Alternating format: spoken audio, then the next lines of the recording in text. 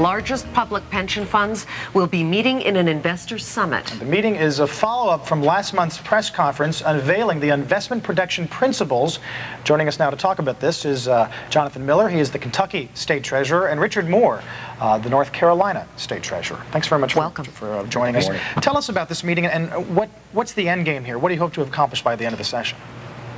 Well, we, as a follow-up, when Carl McCall here in New York and Phil Angelides in California and myself unveiled these principles about 5 weeks ago, we very much wanted to get our peers together.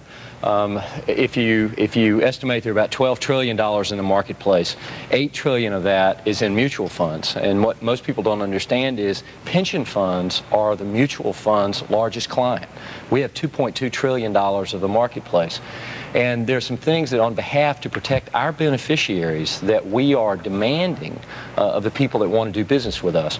So we've got more than $1 trillion around the table today. We're going to talk about how we are implementing what we're expecting of our money managers, what we're expecting of the broker-dealer community, and hopefully we'll have some consensus and share information. I want to break it down for our viewers. Mr. Miller, in Kentucky you have, what, a $12 billion fund? We have a $12 billion teachers retirement system. Okay. Also a $12 billion public employees. You lost $43 million in the WorldCom problem, $3 to $5 million in Enron, although you never owned Enron stock. Right. We owned it as a S&P index. Okay.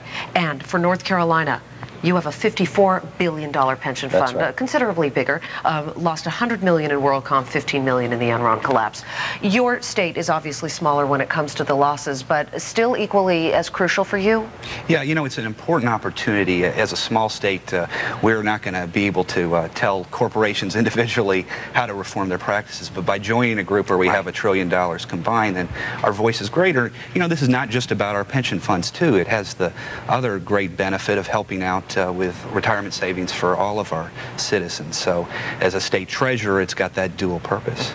How do you respond to people who say, even whether it's a pension fund or a mutual fund, those funds tend to have been in these stocks for the long haul, and they were there when these big salary packages were being approved. They should have protested more back then. How do you respond to that? I would agree with you 1,000%. What's happened over the last 30 years in this country is the founders' children and grandchildren in companies and large companies in America have slowly moved away from the boardrooms where they owned large blocks of stock. They've been replaced over the last 30 years by pension funds and mutual funds. If you go back 30 years ago, every pension fund in this country, they didn't own stocks. They just owned bonds. So we've become, in a de facto way, we've become the largest shareholder of every major company in America. And I don't think we're equipped to exercise the rights of ownership, and we got to learn how. Yeah. Because these proxies were coming out, and they were there to read, and the numbers were there on the page. And we felt guilty, just like everybody else. Numbers were going up. Nobody was paying attention. But this is new for us, and we're going to have to figure out how to exercise these rights, because we do have a responsibility as the owners. United you stand. What are you demanding? You've got some principles that you'd like to lay before a lot of these people, a lot of these funds, and a lot of the stock companies. What are you asking for? Well, as Richard has led so far, we're going to be following up on Eliot Spitzer's attempt here in New York to crack down on the conflicts of interest that were apparent at Merrill Lynch and certainly in some other companies. Between investment banking analysts. Correct. So we've got some out here on the screen. Eliminate conflict of interest, as you talked about, establishing benchmarks and expectations for corporate conduct, and expanding financial transparency and ensure consistency in reported earnings.